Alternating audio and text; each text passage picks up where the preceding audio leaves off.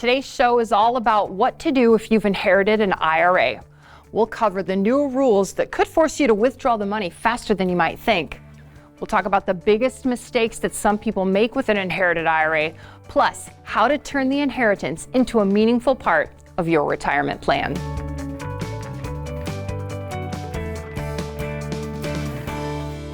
Welcome to Retiring Today. I'm Molly Nelson here with Lauren Merkel and Sean Honkop. And Lauren, when it comes to IRAs, it seems like the rules are often changing about what you can and cannot do. And unfortunately, you really don't have a lot of control over those changes. I mean, you can cast your vote to the legislators, but once that exercise is over, it is up to them. And if you're not familiar with what changes those are and how they apply to you, the chances are you're not going to have the strategy in place to be affected by those changes. So you could end up with higher taxes, maybe even some penalties. And really what this boils down to is that the strategy that got you to where you are now is not necessarily the strategy that's going to get you to where you want to go. And when it comes to IRAs, there can be tax consequences with these decisions. Inheriting IRA and other dollars, the tax implications are part of that picture. The tax status remains the same, but now you have new dollars that are part of your retirement plan.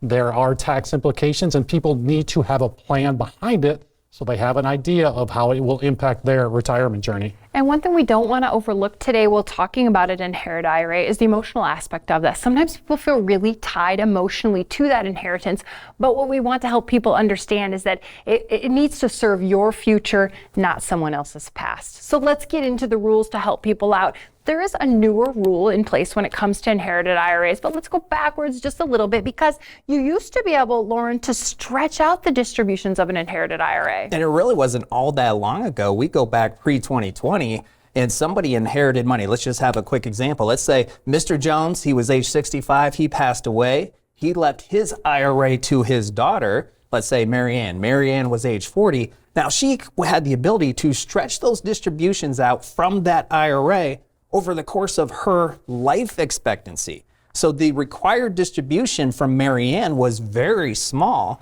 It was taxable, but the overall taxable event was very small compared to what it is today.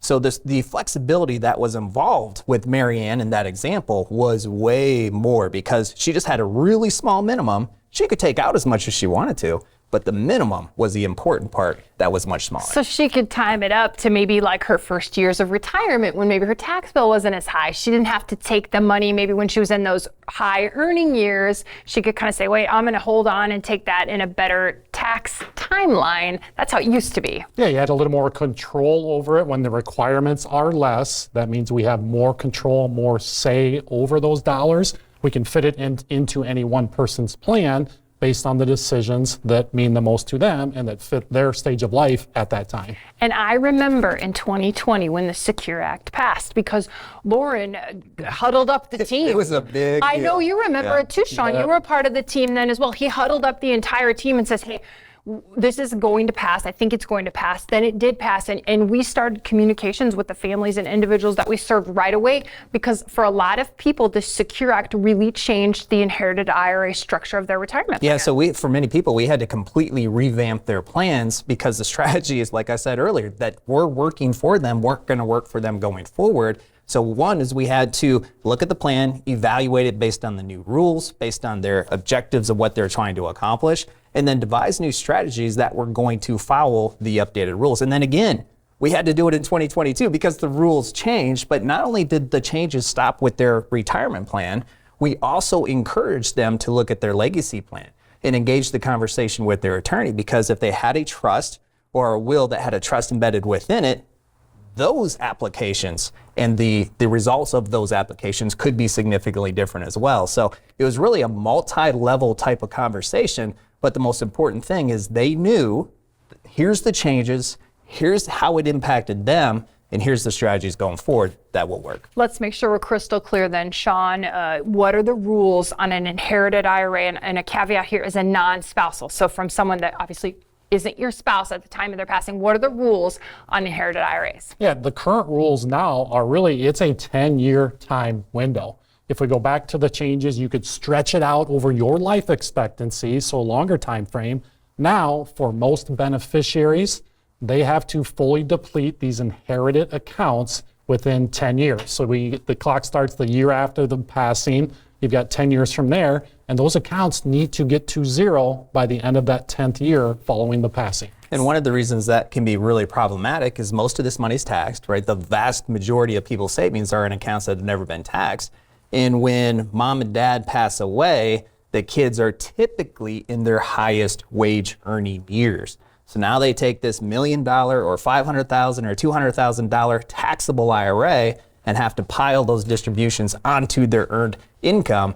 That can be a tax travesty for many people. Yeah, and I feel like if you were the person inheriting this IRA, you're probably thinking, oh, this is an investment decision. I'm either going to spend it or invest it. I've got two choices. But really, it becomes a lot more than just investments if you're the one that inherits it. Well, it's really emotional. I remember not long ago, one of the families we worked with, she inherited some money from her mom.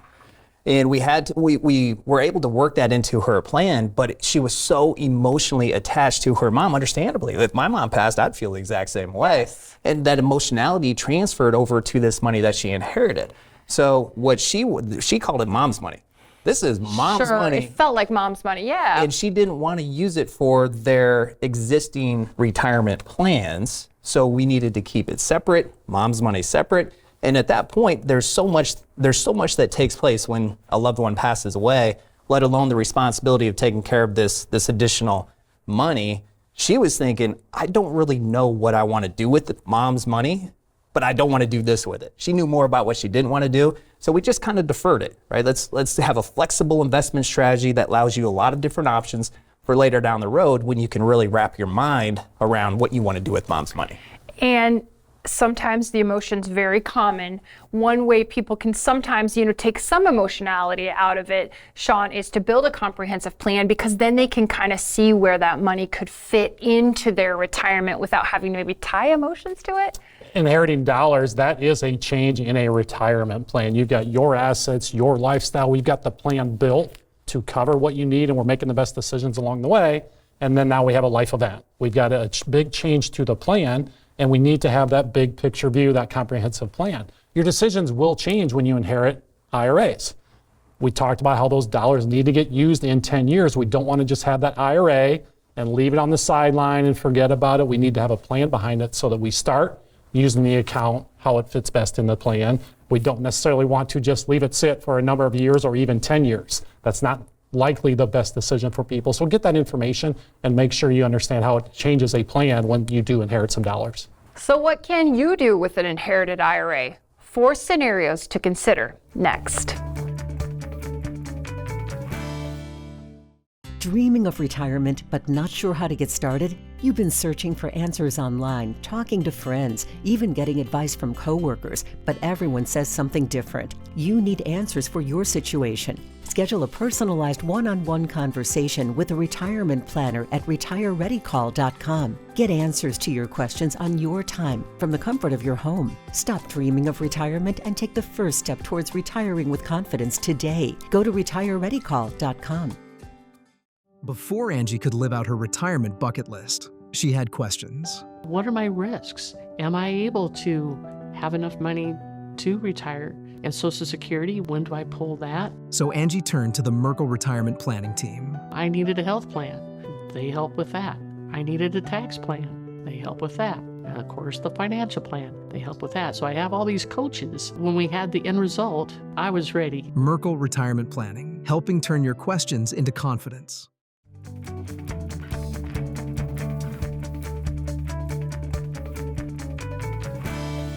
Welcome back to Retiring Today. I'm Molly Nelson here with Lauren Merkel and Sean Honkamp. They're both certified financial fiduciaries. Lauren is a certified financial planner and Sean is a CPA. So let's talk about inheriting an IRA. We promised you 4 scenarios to consider. Here's a look at scenario number 1, lump sum in 10 years. So you don't need the money right away. You plan to take it all at the end.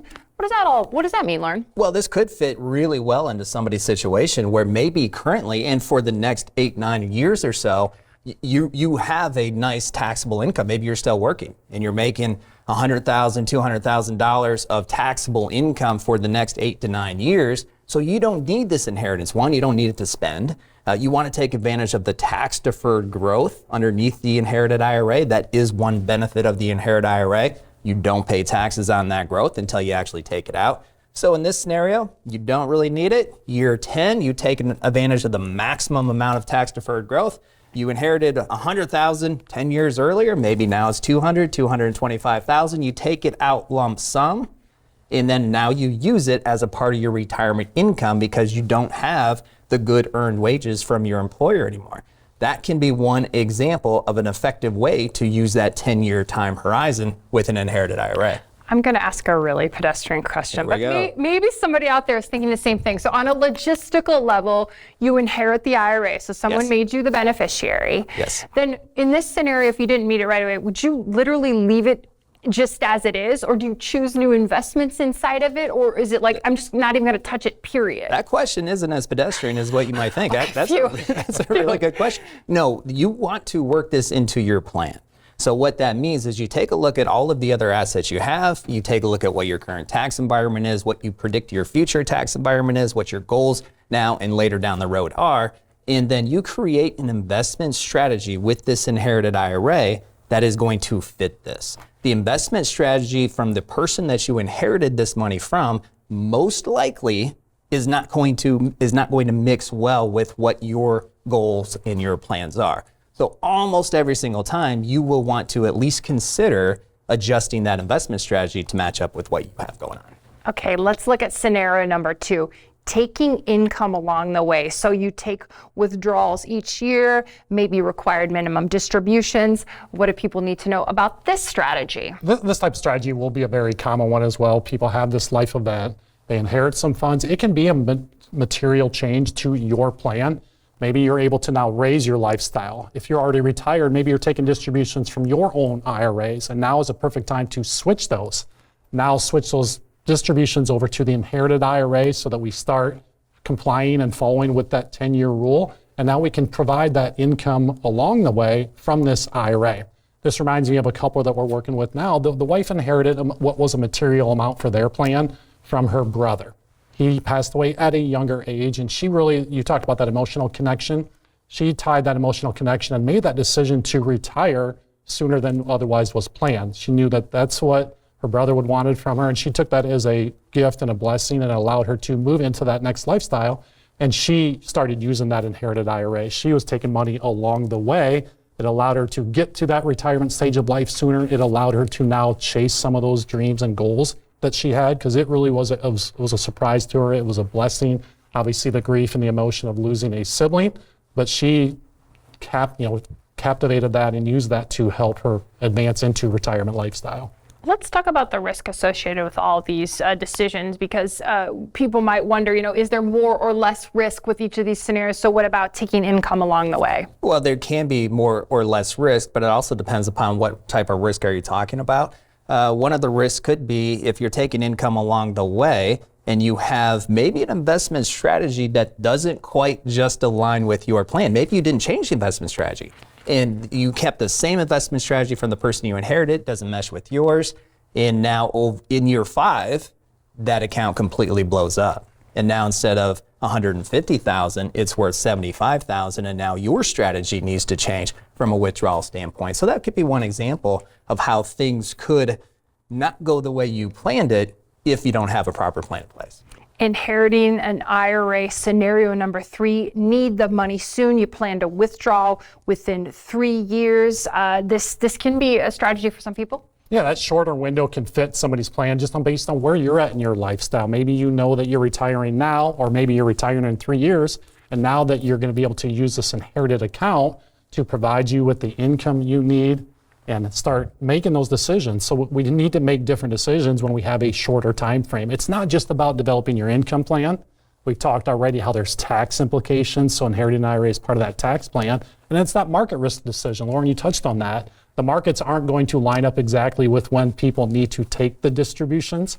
So there's a risk from a couple different areas with inherited IRAs and with the plans that people have on the timing for when they want to maybe use those dollars. So we've got to start thinking about all those categories and make the best decisions. Yeah, would you want to be maybe invested a little bit more conservatively if you knew that you were going to use the money right away? Yeah, typically that's going to be one of those strategies that you would want to consider. Maybe dial down the risk a little bit, because short term, nobody really knows what's going to happen with this crazy market. Longer term, we can kind of project and have a little bit more dependent outcome than short term. So yeah, you definitely want to consider it. Okay, let's look at scenario number 4 for an inherited IRA, long-term reinvestment. You don't need the money for spending, kind of like the woman that you spoke about previously, didn't want to touch the money, knew what she didn't want to do, but wasn't quite sure what she wanted to do. This strategy worked for her. Yeah, it worked really well for her, because what it did is it just gave her some time to settle, some time to regroup. She just lost her mom. She gets to regroup, create a flexible investment strategy that allows her to do a lot of things down the road based on where she's at in that place.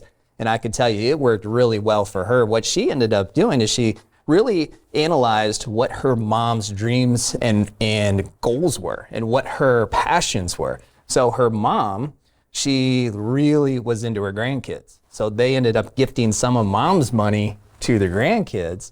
Her mom was also really into travel. However, her mom didn't get to travel a whole lot because she was afraid to spend her money, and she was just busy working and doing family things, so she didn't get to travel. So this lady and her husband went on a vacation to Europe.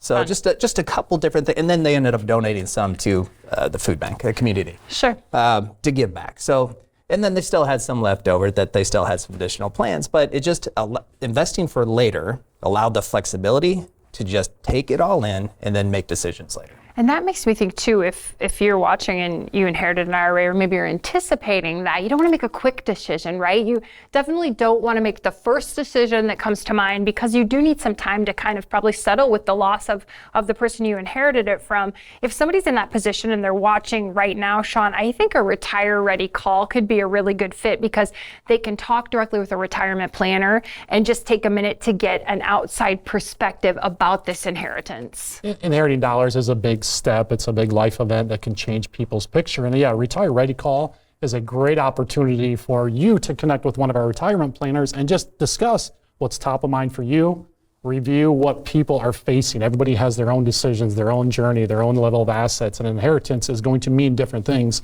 to different people. So having that Retire Ready Call, it's a great opportunity to look specifically at your situation, maybe help you hit the pause button just a little bit, take a step back and reflect and say, hey, what steps do I need to have and take to make the most of this inheritance? Yeah, and a lot of times people leave those calls with maybe an action step or a strategy, or they gain more knowledge than they had prior to that Retire Ready Call. You can schedule a complimentary call right now at retirereadycall.com. We'll continue talking about inherited IRAs, what you need to know about taxes next. We are dreaming of retirement, but we have so many questions. How can I figure out if I have enough money saved for retirement? What is the roadmap for growing my investments without taking too much risk? What steps can I take now to lower my tax bill in retirement? I'd like to retire before 65, but wonder if I can afford health care. Where can I learn about my options? Our Journey to Retirement workshop is here for you. Go on an interactive retirement journey through the eyes of a hypothetical couple faced with real retirement. Watch as they build a plan that covers the 6 essential pillars of retirement: lifestyle, income, taxes, investments, healthcare, and legacy. You'll see how our retirement planners help John and Sue make the most of their retirement savings and live out their retirement vision. Sign up for the online Journey to Retirement workshop today at retirewithmerkel.com, and you'll be one step closer to retiring with confidence.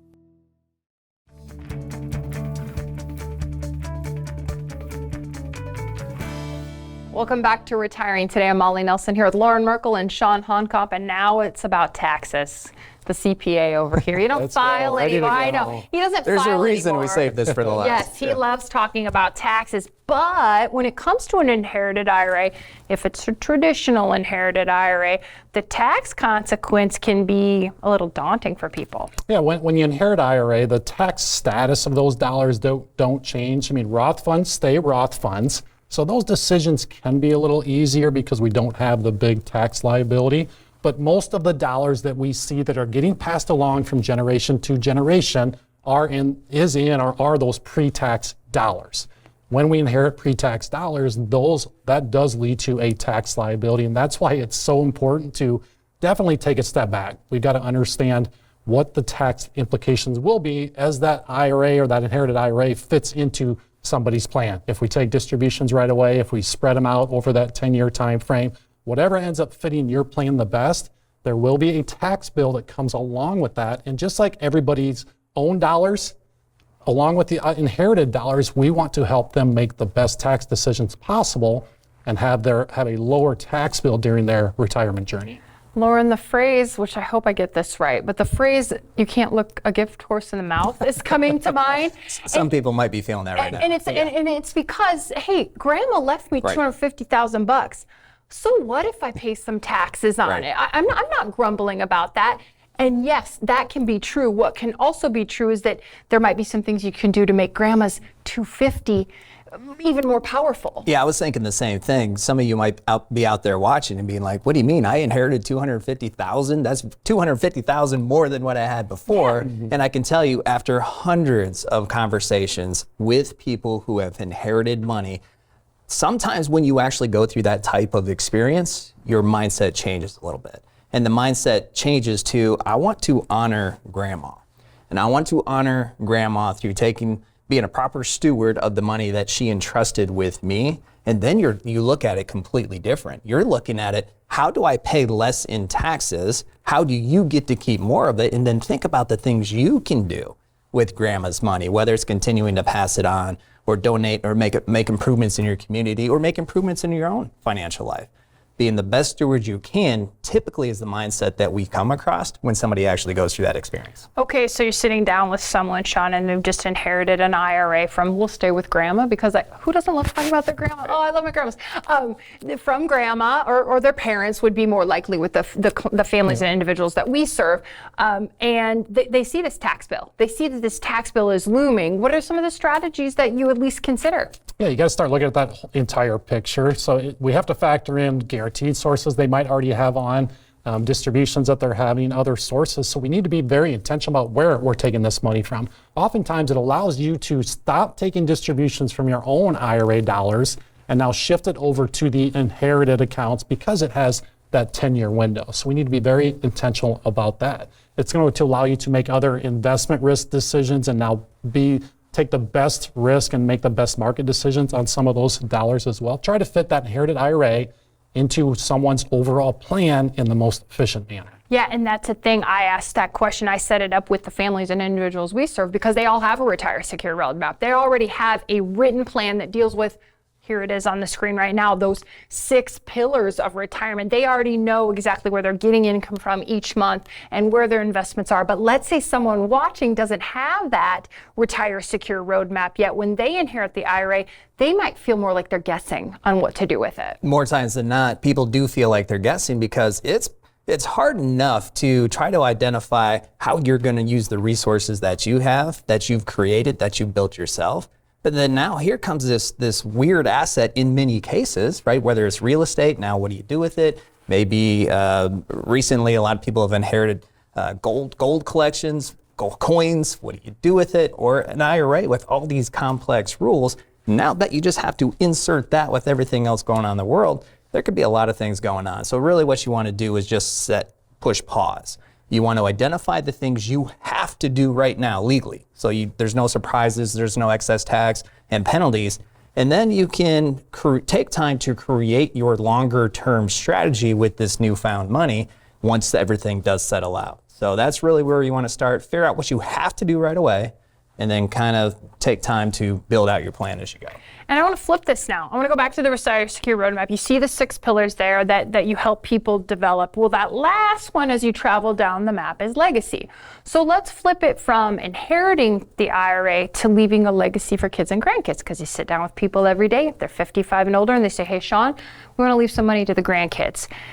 People watching may be thinking, is IRA the right way to go when it comes to leaving a legacy? How do you help people maybe look at some other strategies? It's a lot of fun building these retire secure roadmaps and then managing them as time goes by. A lot of you will experience that inheritance on the front side where you're the one receiving, and oftentimes that gets you thinking about what's that experience going to look like for the next generation. And that's where time is so powerful. If you're going to inherit dollars, you'd much rather inherit Roth dollars than pre-tax dollars. If you're going to pass along IRA dollars, you'd much rather pass along Roth dollars than pre-tax dollars. It's just you have more control of it, less of a tax liability. So when you have time on your side, now we're going to help you to identify those opportunities to do over the years during someone's retirement journey. Roth conversions are one of the biggest, most beneficial tax strategies that will improve your retirement picture and lead to a stronger legacy plan and put your beneficiaries in a better place. And I like what Sean said, time on your side. So if you're 55, you're thinking, well, I don't have to worry about my legacy plan for 20 or 30 more years, but there's a lot of stuff you can do right now to get ready for that. Yeah, hopefully you don't have to worry about it for another 10, 20, 30 years, but you never know. And unfortunately, each and every year, we do encounter situations that things happen that people didn't anticipate. And what that does is it puts your kids now in a position where they have to kind of unsort this mess out, and it's messier than what it had to be. So that's one thing to consider. You just never know. The other thing is, imagine the comfort that you would feel if you have put intention behind what your plan is today, you put the strategies in place to fulfill what it is you think you want for the future, and then no matter what happens down the road, the surprises come, you change your mind, you inherit money, you want to gift money while you're living, all these different things could take place, but that plan in place right now enables you to make these decisions and adjust with confidence as opposed to just making decisions and hoping that it works out. So nothing that Lauren mentioned included sitting back and doing nothing. It all requires action steps. So take that first action step today. Schedule a Retire Ready call at retirereadycall.com. This is Retiring Today, and we thank you for watching.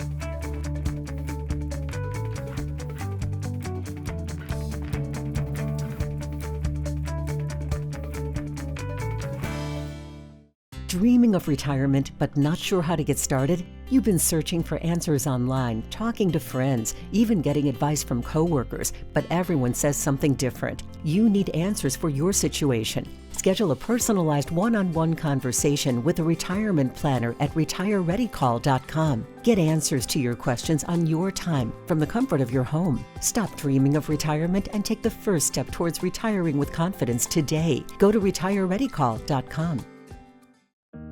Anytime I have even the smallest question about my accounts or what effect the latest tax law might have on my situation, the Merkle Retirement Planning Team is always there and quick to help. I'm so glad they treat you like family. I'm so happy to have such an excellent team working for my future and ensuring I do the best to achieve my financial goals. Merkle Retirement Planning. Your retirement starts here.